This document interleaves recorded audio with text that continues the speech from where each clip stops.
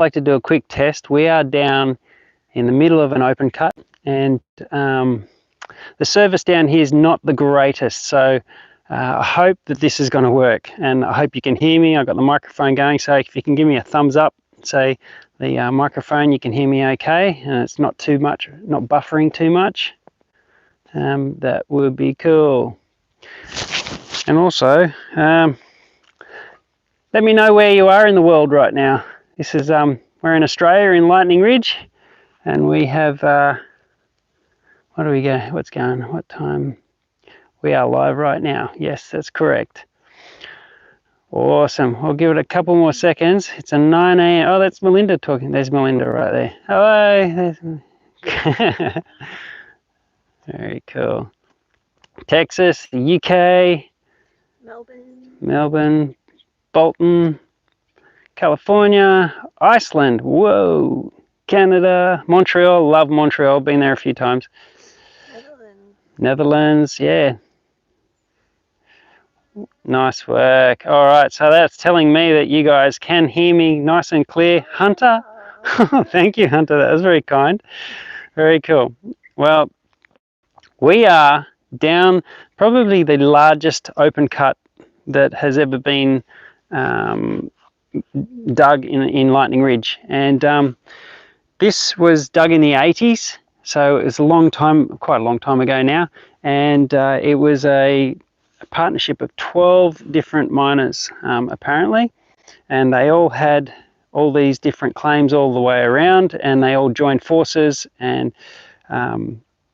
mined here. Now, there was some unbelievable opal found here, and you can see all of this area. It's now pretty much heritage listed, so that they've left it. Most open cuts have to be filled back in, and that's the requirements of doing an open cut. This one, it's at the top of the 3 Mile Hill, and we've got special permission to come in. So nobody can just walk down in here. It's not legal. But the boys at Lunatic Hill up the top, they're up there. Go and say good day to them. They're a funny bunch. They were quite fun, and they've got some opal there, and you can do some fossicking around the top area with them, and they'll tell you some pretty amazing stories. So it's pretty cool. Now, a couple of things about this mine is there's 2 real opal bearing levels, and down there, like we're on top of a David, thank you.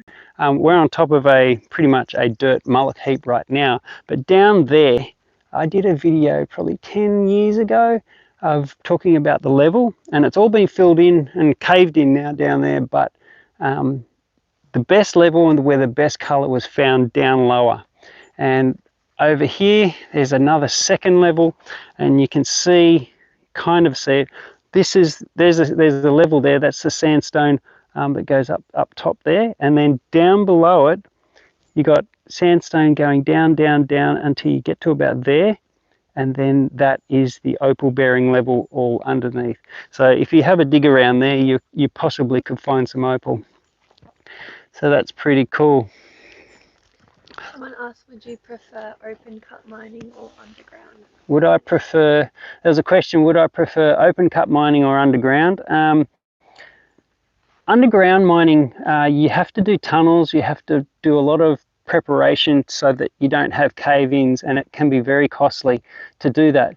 But open cuts also is very costly to move the dirt, because you have to move so much dirt above you to be able to get to the level. So it's a much of a muchness, and I think if the ground is really rich with opal, open cutting is so good. But if it's not, and it's pockety, and you have to take a lot of dirt away to find that opal, then it's probably not the best way to do it. You're best off doing drives underground and moving less dirt. So there you go. Any other questions there? Do you still dig or just buy? I only buy now. I used to dig a while ago, but not anymore. I just come up and I see my friends and other miners, and they show me what they got, and then I buy, and we cut them all together, you and me together. It's good fun. It's good fun. How thick is the opal bearing level? How thick is the opal bearing level? Good question. Depending on where you are in Lightning Ridge or any opal field, the opal bearing level can go from 4 or 5 meters to like half a centimeter. It just depends, and sometimes you can get tiny little thin veins of opal that's the level between 2 lots of sandstone. So it can change and vary, and it goes in and out and all over the place. And yeah, it's there's no real set level, and you can also have 3 or 4 levels, one below the other.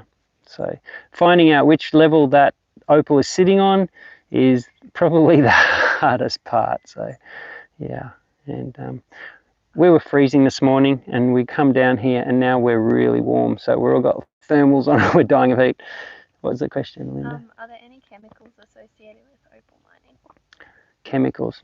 No, there's just diesel being used and petrol to run machinery, and the machinery then moves the dirt, and then the dirt gets washed with water. So yeah, no chemicals are used at all. And once you've mined out a mine, you have paid a bond to rehabilitate that land after it's been mined. So you have to fill in the holes and regenerate the trees on top, and try and get it back to the way it was, the way you left it. So someone wants to know how old this mine is. Well, this mine, how old is this mine? This was mined in the 80s, and it was started out with shafts, and they realized that it was so rich in opal that they decided to open cut it, and found a lot of opal here, really a lot of opal. What was the name of the Halley's Comet, I think, was found here. And if you Google Halley's Comet, you'll see one really big piece of opal. I think, I'm not sure, don't quote me, I think it was sold not long ago for 9 million. So TJ's driver training, nice work, thank you. You're gonna have to teach me how to drive, because I'm not a good driver. Am I a good driver? You're No. It's more gratifying finding colour coming out of the washer or cutting a gem? The question was, what's more gratifying, having colour come out of the washer or cutting a gem? And I would have to say the most exciting part of the whole process is colour coming out of the washer, out of the tumbler and spraying out onto the tray. That's when the first sign of seeing that awesome colour, you get to decide whether you actually found some money or not, and that is the most exciting time. Me cutting the opal, I got to say, that's when you find out whether you've got a gem or not, and so that's just as exciting. But if I were to choose what I would like to see rainbows coming out that chute. that's probably the most exciting time for me. So yeah, I don't get to experience that as much as I used to, but some friends say, come out, we're having a tail out, we'll have a look. Now, I just want to let you guys know, we're in Lightning Ridge filming. We're doing some shoots for a new jewellery range and stuff, so we've got models hired and all sorts of stuff going on, and we're making a video as well. So in a few weeks' time, you should see a video of what we're doing in Lightning Ridge, and that's going to be fun. So stay tuned for that, and if you haven't subscribed, please do. That would be awesome. Someone wants to know if it's safe for them to come out here by themselves if they wanted to get opal. Okay, so the question was, is it safe to come out here by yourself to look for opal? Most of the areas that are like this have signs saying do not enter. This is a mine safe area, so if you were to enter, you'll be breaking the law, and you're entering at your own risk to fall down a shaft, or something could go wrong. There's lots of machinery out here and debris on the ground, so you just got to be really careful. And I wouldn't come out here by yourself, but you could come fossicking. If you know people here, fossicking is quite a fun pastime. So that's probably something that you would like to rather line up with somebody who knows Lightning Ridge. But just to come out here and go fossicking in areas where you don't know if the opal or if the dirt you're allowed to fossick, or somebody might own that dirt, you may get in a bit of trouble. And if you do start stealing other people's opal, then I won't go there. Not good. It's not good. Change the subject. What's your favourite pattern?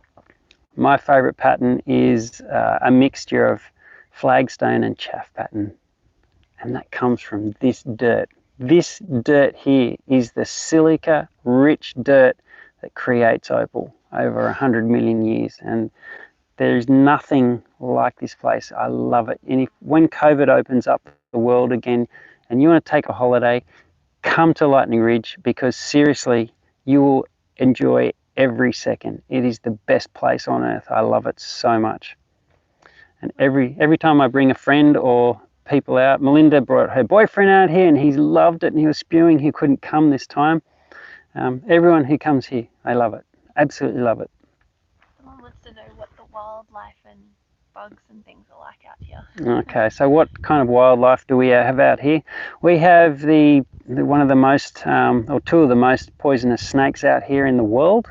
Australia has the top 10 most poisonous snakes on land, not land and sea. The sea snakes are more poisonous, but we have a taipan here, and we have a brown snake. And the inland taipan is probably the most poisonous snake in the world that lives on land. So yes, we have them. We have kangaroos. There is a massive colony of koalas out here. You wouldn't believe it, but there is. And you'll see echidnas everywhere, and red kangaroos, grey kangaroos. There is a little lizard called a shingleback lizard, and it looks like a pine cone. And the locals call them a bog-eye because their head looks like their tail, and they look like a bog. They're brown. They're beautiful little lizards with very, very powerful jaws, and they eat snails, bananas, and all sorts of things like that. Yes, Lunatic Hill, David. That's correct. We are at Lunatic. What fossicking is too. Oh, okay. So the question is, what is fossicking? And fossicking is scratching around in other people's dirt that they have dug up from the opal bearing level to find some opal. And if you have permission to fossick on that land, then you have a chance of finding some opal. If you don't have permission, then you might be doing something wrong. So fossicking is scraping through the tailings of somebody else's mining, and for the chance of finding some opal. There you go. Will we be selling men's opal rings with the new collection? We have two men's rings already. The question is will we be selling men's opal rings in the next collection? And we already have two, and I think no, the new collection is all. Is there? I think it's all like feminine. Yeah, it's all feminine. We will work on it. But there's more designs coming. Ruth is in the process of making more, so we will be making some more nice stuff. That's for sure. Rundown on the life cycle of an opal. The life cycle. What is the life cycle of an opal? Well, it's formed here with this silica-rich dirt, and the rains pour into the ground, seep through the earth, and find crevices, cavities, fissures underground, and those silica spheres slowly fill up those cavities, and over 100 million years that turns into opal. Now, you just got to be lucky that opal turns into play of colour. Now, every continent on Earth has opal or silica in that kind of form, but to have it form with play of colour like it does in Australia and some other countries is very, very rare, and that's what makes it a gem, is because of that play of colour. So that gets found by the miner. The miner then either cuts it or sells it as it is, and then an opal cutter will cut it, and then it gets sold to jewelers and other people, and people like you, and then you get it set. And that's pretty much the life cycle of where it comes from here. And then once it's in your family, then it has another whole story again, which is, I reckon, the coolest part. Do you have any claims yourself? I have no more claims myself. The question was, do I have any mines? No, I don't have any anymore. I sold the last one a few years back. So yeah, we live on the coast now, and I come up here every so often to see all my mates, and it's really, really cool.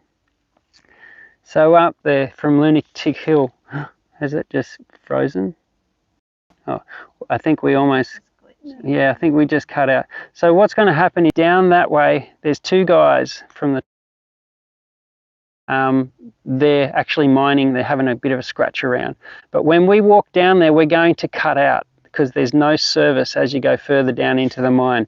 So what I'm going to do is we're going to make our way down there, and when we do cut out, we will stop this video and I'll start recording it so that later on today I'll upload what we saw down there and these guys. So if that works, let's just hope it all works out well. But I'm pretty sure we will cut out when we start walking. So I will say goodbye now, but we're going to still keep going until it cuts out. So I hope you enjoyed that, and there is more to come today, so you'll see some more. So, alrighty, we're going to make our way. Do you want me to hold it? Yeah, all right, there we go. Beautiful. Here, let me grab that off you. Thank you. I'll carry it with us. Got to take your water bottle, you got to stay hydrated out here. Watch out for the rocks. So there's two guys, I don't know if you can see them, but there's two guys sitting over there on the rock. Someone gave us $20. Oh, thank you. That's very kind, very kind. So there's two guys just sitting over there on the edge, and they're having a fossick.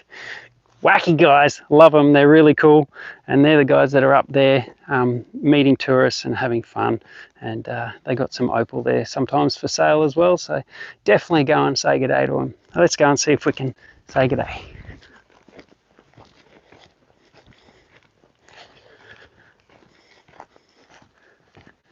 Hey boys!